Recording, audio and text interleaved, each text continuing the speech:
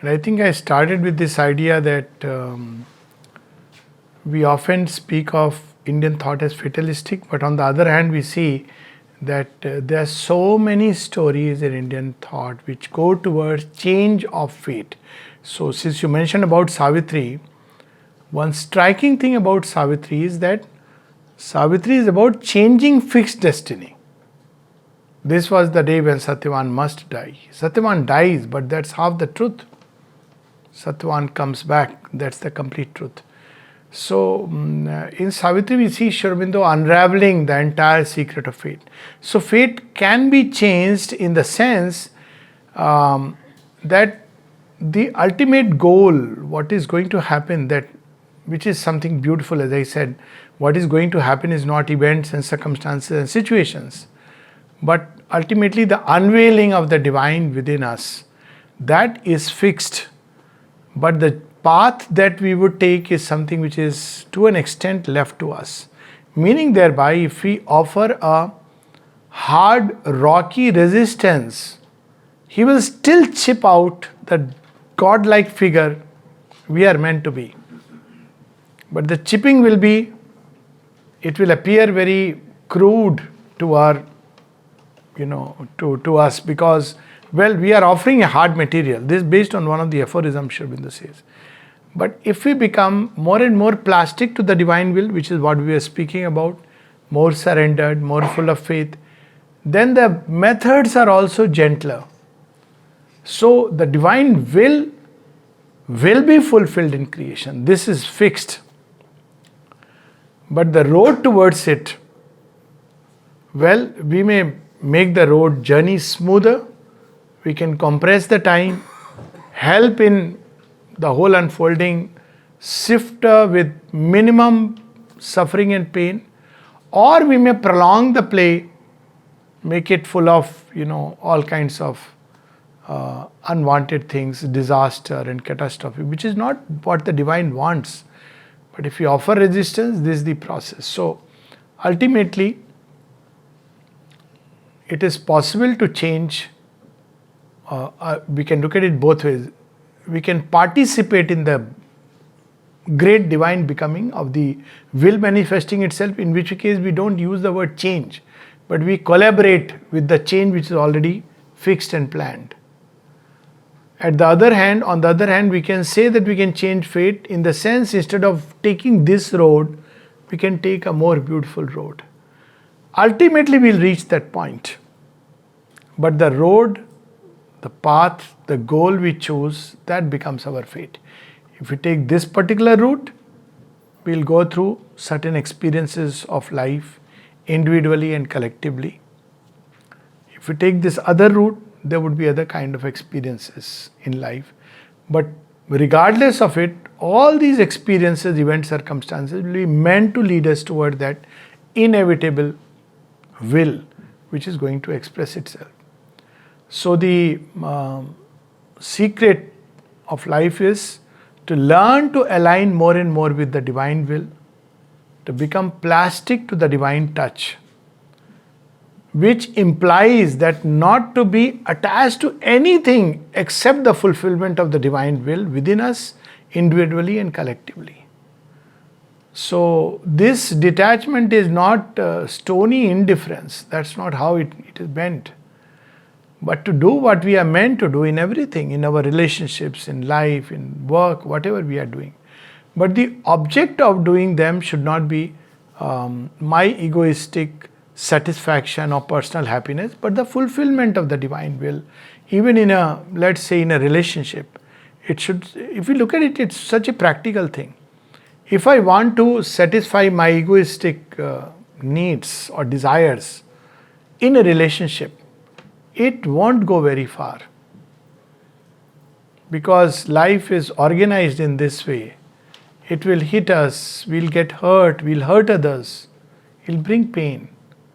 But if I take it that I'm using the word this relationship because it's the most complex thing to handle. By the way, work is easy. So because you are dealing with the most complex creation, the nuttiest case ever that creation has ever brought out is man. So But if we take that this relationship is not to satisfy my desires or my pleasures, but to fulfill the divine will, then life begins to change. It becomes something very happy. Then both become collaborators for each other's progress. That is the whole idea of fire at the center and moving around. 7 feras, or I don't know. 7 is only the beginning, it will go on to 700, 7,000. But fire should be at the center. The fire of aspiration, the divine will. Fire is that divine will. What is the divine will that has brought two peoples together? The vast intention that brings 2, 3, 4, 5, as Vivek very intuitively said, the fact that we are all together here. What is the divine intention? To feel that, to fulfill it, rather than how I can benefit, what will be to my advantage. Then we are, creating more and more challenges and difficulties. So this is the way we have to look at it, that whether to fulfill God's will and purpose or to try it my own, so when we surrender to the divine will, it not only empowers, it's what is the right attitude? Right attitude is this, it's not taking a passive attitude, okay, jo hona hai hoga, jo hua acha hua, that WhatsApp Gita. Jo hua acha hua, jo hoga acha hoga, jo ho raha hai acha hoga. It's not about that. What is acha is, it's about the fulfillment of divine will. And that's how, if we take that right attitude, then we can say that whatever happens will be the bestest best. When Mother was asked this question, does always the best happen?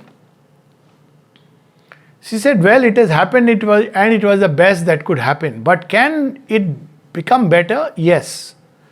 If we adopt the right attitude. And then she gives an example that if somebody is, you meet somebody who tries to harm you.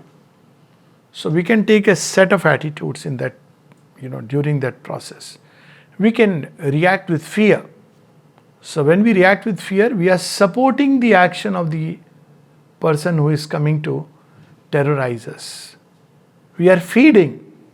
Fear feeds that which brings fear, or supposed to invoke fear within us. But on the other hand, we take the other attitude, that behind this appearance, behind this mask, there is the unfolding of the divine will. Can I align myself with that? Then fear sheds the appearances, its dark attire, and we move joyously. And I can give you just one example before we enter into the either question answer, that other domain which Vande Mataram was reminding me of. We went through this corona crisis. So we could take an attitude, what's going to happen to my body and how to escape. So we have various means, vaccination, this, that, 100 means, each valid and invalid depending on how we look at it. And we go through that process. Is it the end of the story? No, it's not the end of the story, because we fail to read the divine will behind every crisis. Crisis comes to empower us, not to weaken us. So why do we have these challenges of life like corona? So that we can grow within to an extent that we can truly master all these virions that are all the time surrounding us. To take this challenge of life and conquer it inwardly. If you put it practically, it means to develop our immune ability to an extent. Corona case instance, I'm saying that not only we can handle this, but we can handle all future. So ultimately, like for instance, Shobindu took it to what level? Supramental body will be automatically immune to all illnesses. Is there a way that I can discover ways and means that my own immune system can handle all future diseases? That is the direction this frightful mask is trying to remind us. Just like wars come to remind us that, simply trying to create an organization and bring peace while our attitudes remain selfish won't succeed. So, if we reach out and feel the divine will, then there would be nothing to be afraid, and everything to gain by the crisis. It's an evolutionary crisis. All crises, individually or collectively, are at its bottom evolutionary crisis. It is a conflict between the past and the future. So what is the future of mankind? How do we see it?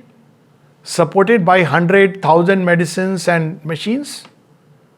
Or we see humanity empowered to take every possible challenge of every possible disease and find the inner ways to tackle with it. That's where the choice lies. So every crisis comes to remind us not only of the present imperfection, but of the way towards the future. So in this regard, just one little story, so many stories. We see these two gospels all the time. We make one of the two choices. Again, about fate and freedom. So Hiranyakashipu doesn't want to die. So he takes an arduous tapasya and he ultimately asks a boon from God that may I not die in the morning, in the day or at night, inside or outside, with weapons or virus, and so on and so forth. Neither below nor in sky. He asks all these boons and God says, so be it. So he has mastered all the outer conditions which can afflict us. But death finds its door. On the other hand, his child, Prahlad, he takes another route. He says, I don't know about life, death and all these things. I just want to live in the consciousness of the One. So he lives all the time saying Hari, Hari, Hari, Hari. And so, whatever way Hiranyakashipu devises to kill him, they turn into a means or a boon for empowering him and strengthening him. So, individually and collectively, we always make this one of the two choices. Either manipulating circumstances and momentarily finding a way of escape, only to find that the maze is still the same bhul bhulaiya. Or we take that very first blow or very first threat as an opportunity to go within and like Prahlad or like Markandeya, discover the Mahamrityunjay inside, discover that One who plays with through all these masks. So this is the way to handle eventually all crises, not just we move from one crisis to another. Are isse bach gaye. So people are very happy, na? Corona chala gaya. We were very happy when SARS had gone away. Yeah, these are not the lasting solutions. So what Sri Aurobindo brings is the lasting solution to mankind's recurrent crisis. And that lasting solution is change within, to be so empowered to become one with the very divine will, so that nothing is impossible only when we are one with the illimitable. So this was one aspect. Second, since we were showing Vande Mataram, few thoughts that occurred to me, especially with regard to, there is a very nice thing which came up there, to divide India and Akhand Bharat. So I just thought I must share, Akhand Bharat is not a political idea. It's a spiritual truth. It's not a political idea. Political idea would be create an Akhand Bharat and then go on expanding Bharat. Why it is a spiritual truth? For that one has to go back into Indian thought itself, way back in the hoary past. How India was created. India was not created as suddenly people coming together in a geographical area. India was created like a Yagya Bhumi for a certain kind of tapasya, for a certain kind of yagna which will do good for the world. It's a Yagya Bhumi. And look at how it was created. It's in subtle formation. So people often say, oh mothers, that picture which was flashed, Akhand Bharat. Because she knew this truth. If you look at the parts of Sati which are all around, you will see the map of, spiritual map of India. One of it is in Balochistan. There is another in Kashmir, third in down south. It is there as a reality, the subtle reality. It is the divine will which created this land to not just for no other purpose but to show light to mankind. I mean, it's his Yagya Bhumi. You don't break a Yagya Bhumi, you don't desecrate it. Mother once said that India is a land where the psychic law can and must rule. It is built for that purpose. And always we know wherever there is a Yagya going on, the Rakshasas and the Asuras try to desecrate and defile and destroy it. So what is to be done? You have to safeguard it. It's not... Recently that we had come, Kashmir Files, and people asked me why the Kashmiri Pandits had to suffer so much. You know, they were given the treasure which is incomparable. Vedanta, Shaivism, Vaishnavism, Shakti, Tantra of various kind, Buddhism, Christianity, Sufism, all these things had Kashmir literally as a head of India. It was the hub in which all these streams had gone and joined. And the charge of preserving it, of carrying that legacy was given to a few chosen ones. But when you have such a charge, you must be strong. To hold knowledge requires tremendous strength. Knowledge empowers us, but to hold it requires tremendous strength. Otherwise, people turn it into narrow dogmas and all that. And because one just took it for granted, to hold that knowledge means to keep on living it, to keep on refreshing it by living it again and again, like pressing the refresh button on the computer. You have to keep on reproducing it. And that's where somewhere, because India took a one-sided approach to Mayavad, that no life is mithya, is an illusion. But that was not that was one part of a vast knowledge which India had to give to the world. Life is an illusion in the sense that it's a distortion of a reality, not that it's a non-reality.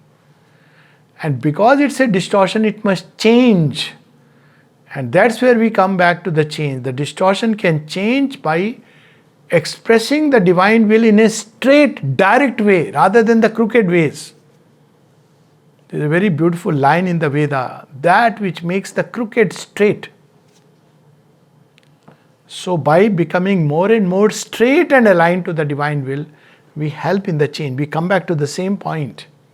So it has become illusion, a painful thing, because the divine will has been distorted, passing through each hand. And in that great distortion, we see that Bharat Bhumi has suffered. Why? Because we, instead of that samagram mam, that totality, we took one strand. It's Maya, Maya, Maya. And the best is people who talk about Maya. They are eyeing on your Maya. And if you tell them, okay, if you have really realized world is Maya, why are you trying to convince another? You are convincing about Maya to that which is a non-existent Maya. I want to relieve you of your Maya in your pocket. We must send this message straight, and now it must go from India. World is not Maya in the way it is understood. It is Leela, Leelartha. It is not an illusion, a kind of, it is one of the most convenient escape that humanity has, because it took that line. It's all Maya. So first the Greeks knocked at the door. It's Maya. Thankfully that, they were Chandragupta Maurya and all these on that side, still the great kings who embodied that fire, so he went away. The Huns knocked, the Shaks knocked, the Mughals knocked. And we were still into Maya. Then the Britishers came. Again the Maya. Then Sri Aurobindo, one voice which woke up through the Bande Mataram. It's not a Maya, it's the manifestation of the divine Shakti. Bow to the Divine Mother, adore the Divine Mother, love her with all your heart, live for her, love for her, enrich yourself for her, so that we can serve the Divine Mother. This was the core message of the Vande Mataram. If you read that whole pamphlet of Bhavani Mandir, it's that why India fell for want of Shakti.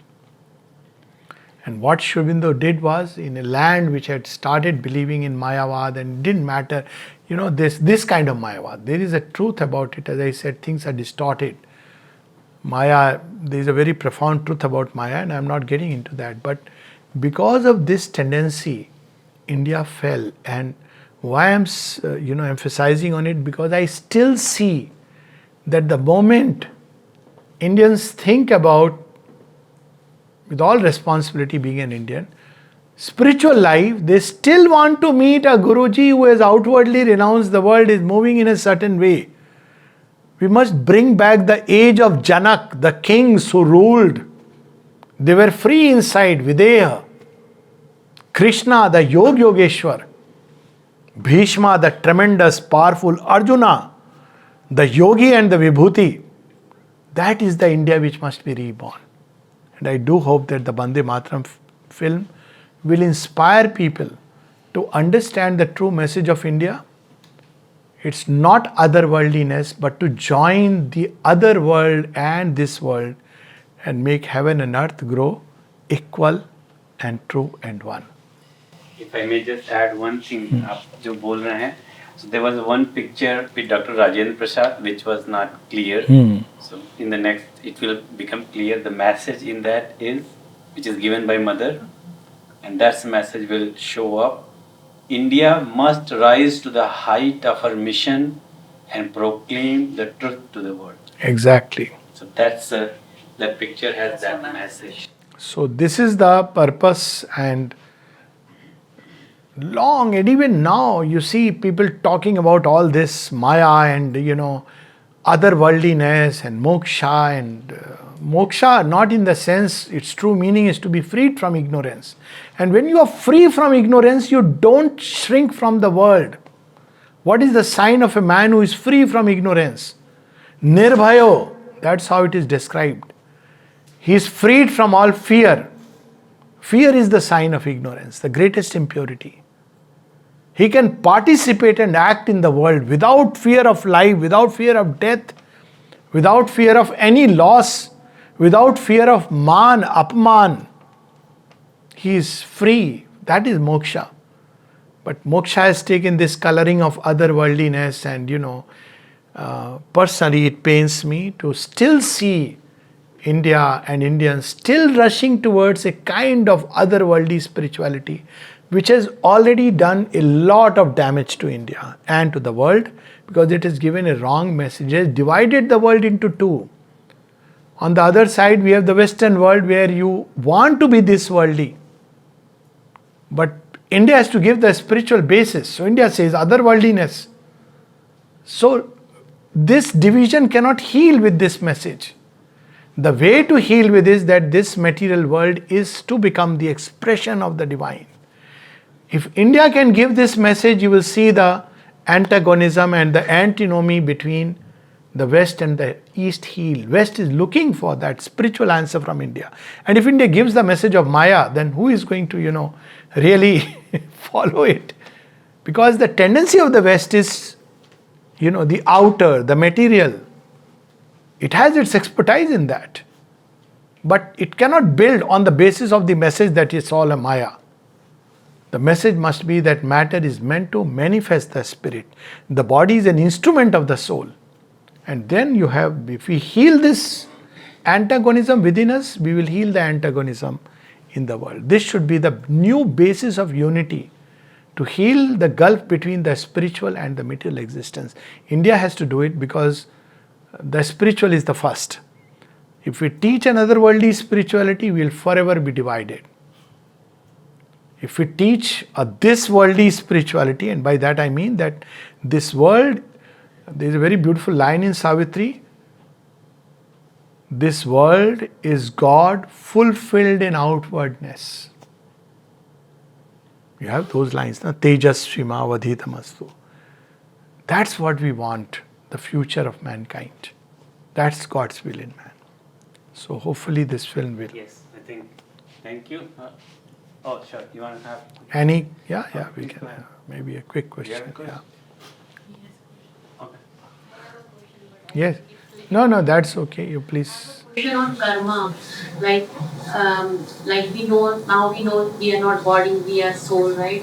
But we all have to do karma, like Krishna said in Gita, you have to do karma and give the result to me. But because we think we are body all the time, we got attached to our karma. So all the results we have to suffer, right?